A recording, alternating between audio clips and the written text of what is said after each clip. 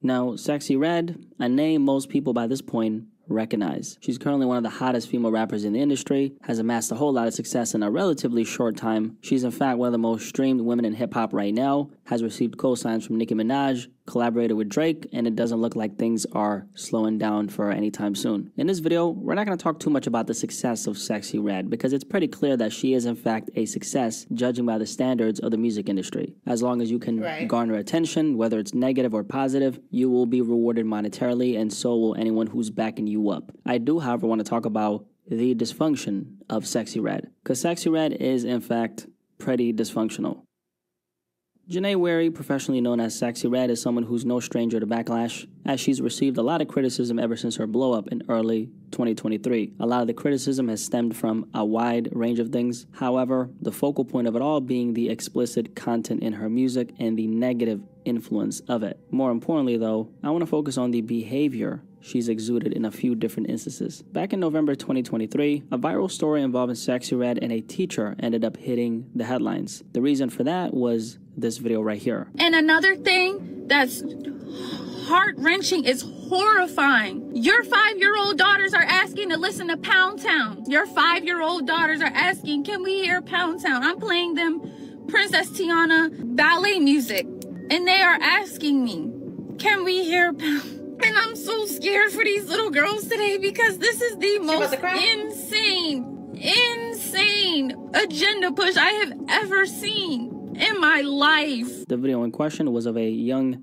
ballet teacher who was voicing her frustration regarding the children in her class singing along to one of her most explicit records, Pound Town, the song that catapulted her to fame. A very normal reaction from a woman whose job is to be around these young girls all day, who also knows what it's like growing up as a young girl herself, and she was seeing the negative impact Sexyy Red's music was having on these young girls. Sexyy Red, however, didn't agree with the teacher's criticism and quickly dismissed her comments by saying, "Girl, shut the hell up and play my song." The main concern the teacher had, which she brought up, was related to her not liking the idea of children being exposed to sexually provocative content. Sexyy Red is someone who benefits from people consuming said content because that's the main theme in her music. The dysfunctional aspect of this, of course, being her lack of willingness to acknowledge the fact that her music is inappropriate for little girls or children in general. This entire story resulted in a wave of backlash for Sexyy Red, and on the other end, support for the teacher, as a lot of people were calling out her ignorance. Now, it didn't result in much as Sexyy Red still continues to climb in the industry. Schools across the St. Louis region were unexpectedly exposed to an uninvited performance in the parking lot by a rapper. So look, so this school put me, I came up here, got you, trying to talk to the kids, getting the word of that, they gonna put me on me. Tell me I smell like weed, watch this. My job hard. Every day I'm fighting for my life. A few weeks ago, Sexyy Red made headlines after she got kicked out of a school in her hometown of St. Louis for smelling like marijuana, something she ended up responding to after the fact. As you could hear, she wasn't too happy about not being allowed to talk to the kids in the school. Whether or not she was actually booked to be there or not, nobody really knows. But if she was, that would obviously be way worse. Because why are you smelling like marijuana when you know that you're about to speak to a bunch of little children? I wish I knew the answer to that question, but from her perspective, she didn't do anything wrong. What ended up happening in the end is Sexyy Red pulled up to the front of the school with her car and turned up with the kids despite the fact that they didn't want her on the property.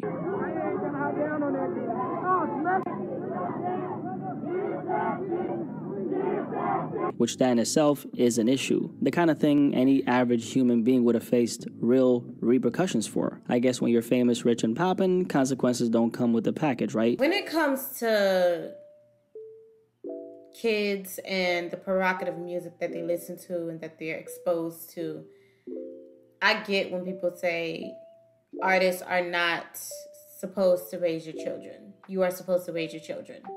But at the same time, I believe that if artists know that what they sing about and a lot of their music, mostly all of their music, is for grown adults and not for children because of what they always rap about or what they always sing about or whatever, it's like the image of them is not for children, then I don't think that they should try to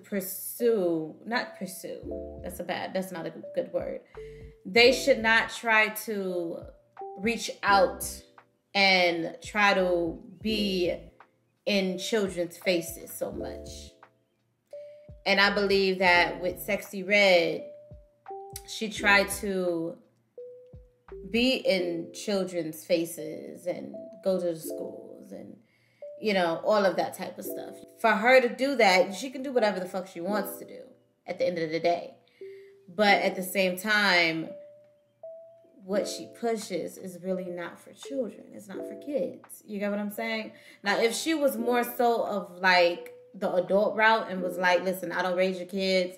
Y'all need to, you know, try to monitor what y'all kids listen to. Y'all raise your own kids. If she wasn't trying to market to kids as well, it would be a totally different story. But she's trying to market to children as well, knowing that she's not for kids.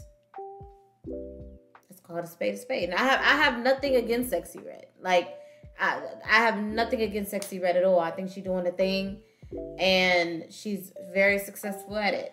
You know, I have nothing against her, but I gotta be real here.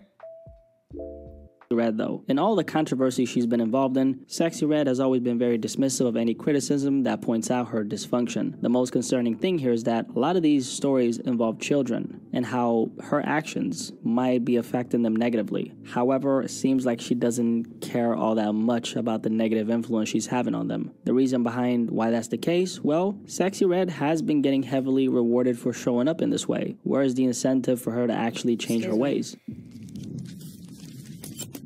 The 4C hair comments. What'd she say? The 4C hair comments. Sexyy Red recently decided to make a post on her Instagram showing off her hair. In the midst of showing off her hair, she indirectly made some disparaging comments about 4C hair. That's the hair type that most black people naturally have, for anyone who doesn't know. You carpet, hair, beanie, neck, hoe could never, Sexyy Red said as she was showing off her straightened hair in this video. Most of us know that straight hair is synonymous with white hair, which is the opposite of 4C hair. Sexyy Red got a lot of backlash for this, which I think was justified. She ended up responding to the backlash by saying, I F with people with carpet hair. They're cool, but if you're talking smack, I'ma call you carpet hair. Nothing against my fellow 4C hoochies. Not the best response, especially from a PR standpoint, but then again, this is kind of normal for Sexyy Red. So I wouldn't say that this is surprising at all. I mean, here's a woman who literally became famous by leaning into an extremely negative stereotype of black people, more specifically black women. I will say that it is paradoxical how she literally insulted the bulk of her audience with her comments. It's almost like she knows that there's no repercussions to her words. Oh Lord, the big tape. Speaking of dysfunction, let's talk about one of the more viral moments involving Sexyy Red, which involves the infamous tape that went viral. Back in October of last year, Sexyy Red went viral after a video surfaced on the internet. Now, the video didn't surface by itself, which is the catch here. She herself ended up posting it on her Instagram story. After a few minutes, she deleted it, but it was already too late at that point. The video spread all over the internet, and her not-so-pink coochie went viral. Right after this, she responded to the video going viral on Twitter by saying, I'm so heartbroken. Anybody that know me knows I wouldn't do no goofy stuff like that. Sexyy Red was insinuating that the tape had gotten leaked accidentally. Her explanation was, the video was saved on my phone. I was on my Instagram when I ended up throwing my phone, and that's how it got uploaded.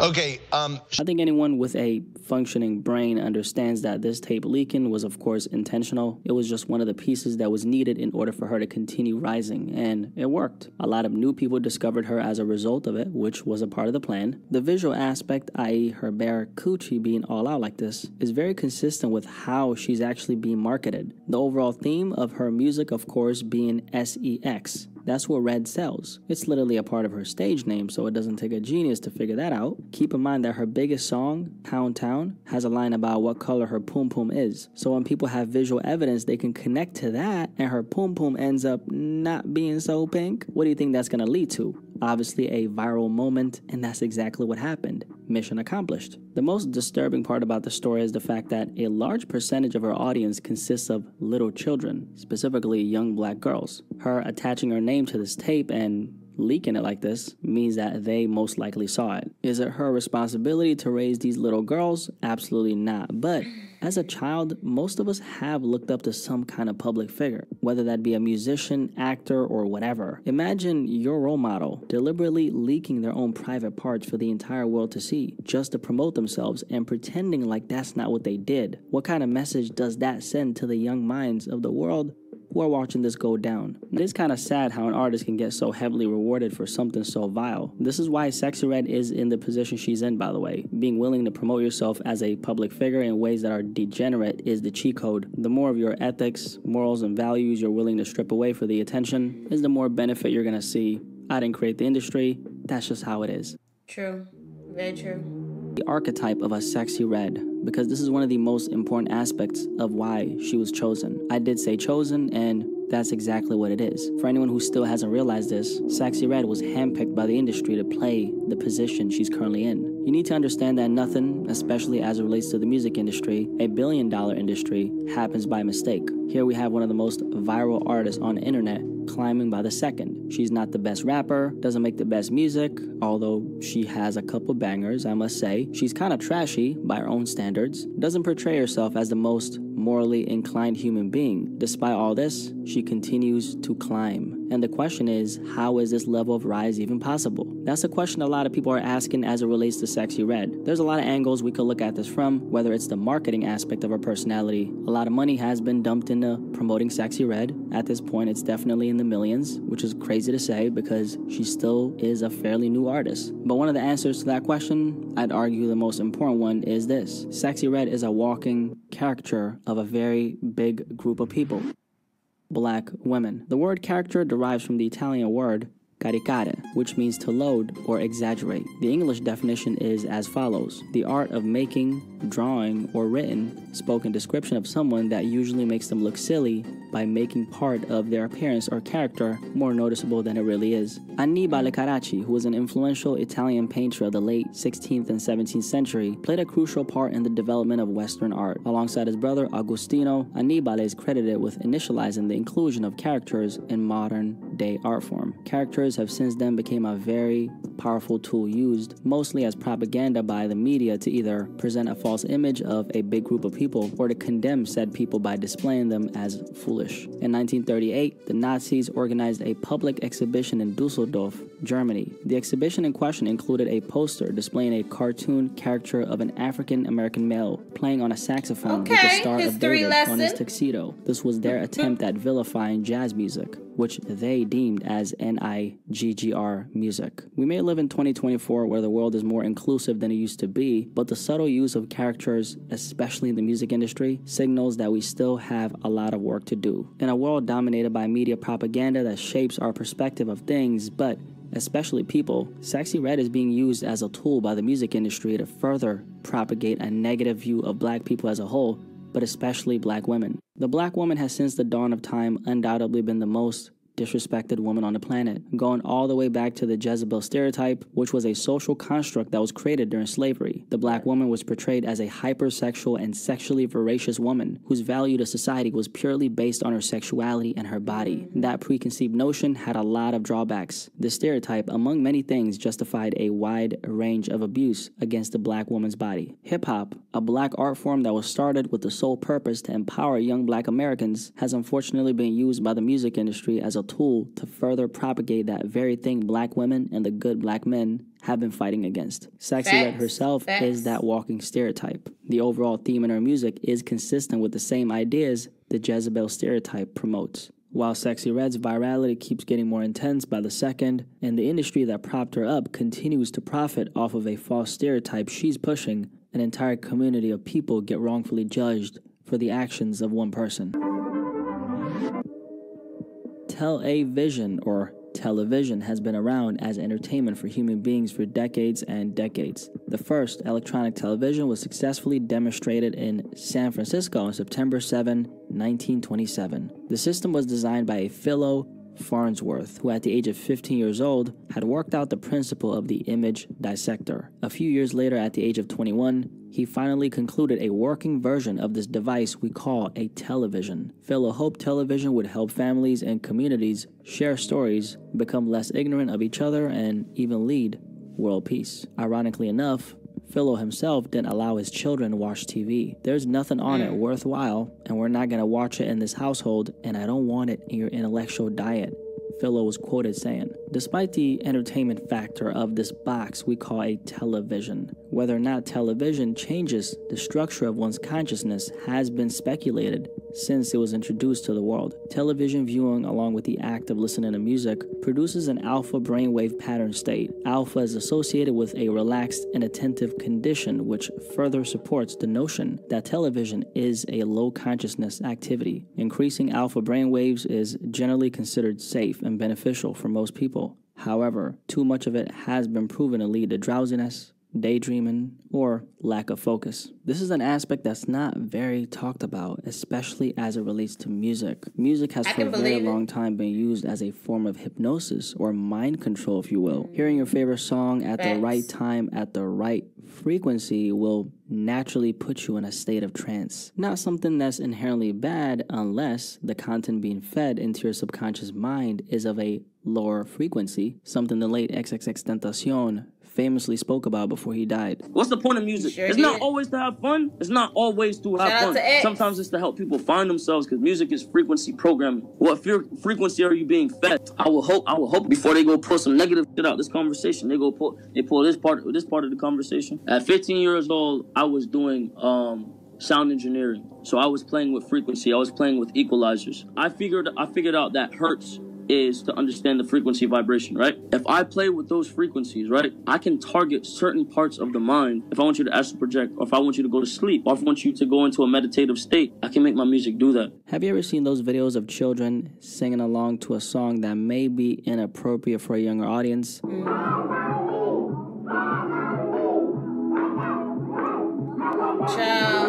Speaking of the devil, this video right here is a good example. What you're seeing is a form of hypnosis. The frequency of the music impacts the young mind in a way that's not so overt. From the outside, the only thing we're seeing is music being played and children singing and dancing along to it. Seems pretty innocent, right? On a deeper level, however, there's something else going on. Pictures are being painted in the subconscious mind, and these are not images that are very productive, especially to children. Everything from the lyrical content to the visuals that appear along with the music to how she's being marketed to the world. Red is a very carefully crafted personality. Or that's what it feels like to me, at least. She's a walking stereotype that's supposed to be a representation of that large group of people, being black women, of course. The question still stands: what really is the negative impact of an artist like Red, and why is it so important that we wake up to the truth about this? Well, for starters, Red's existence in this industry is for the sole purpose of capitalizing on a false stereotype of an entire race of people. Black Americans have been fighting against pervasive stereotyping for hundreds of years. The world has come very far during this time, but not far enough because figures of similar archetypes have a tendency to gain a lot of popularity in pop culture. Why is the world so attracted to the dysfunction of black people? Why? Can we just question that for a second? According to a Pew Research survey of nearly 5,000 black adults, black Americans see a range of problems in news coverage of black people. Most of them say that black people are covered more negatively than people in other racial and ethnic groups. Almost 2/3 of black adults say news about black people is often more negative than news about other racial and ethnic groups. Only 7% say it's often more positive. The unfair coverage of black Americans in the media is no secret. Stories of violence and abuse often get prioritized in the headlines over positive stories, a destructive pattern that continues to propagate the worst sides of an entire group of people. Pop culture, but hip-hop specifically, has been utilized by the corporations to strengthen this image of black people, but more specifically, black Americans, for decades. Figures like Red and other artists have been placed in a spotlight to counteract the positive image of the black woman and man. While a very few select individuals, entities, and billion-dollar corporations benefit from this narrow and false image they're promoting, the rest of us have to deal with the negatives that come with the propagation of this false image. Red is promoting some very destructive ideologies, both in her music and outside of it, with her actions. With 67% of African American children living in a single-parent household, which has been proven to negatively affect the upbringing of the child, Red's music serves as a soundtrack for that family structure which plagues so many black families all over the country. The promotion of baby mama culture and a lifestyle that goes against the formation of the nuclear family isn't something black families need more of. The advocacy of these ideologies and this lifestyle comes with a big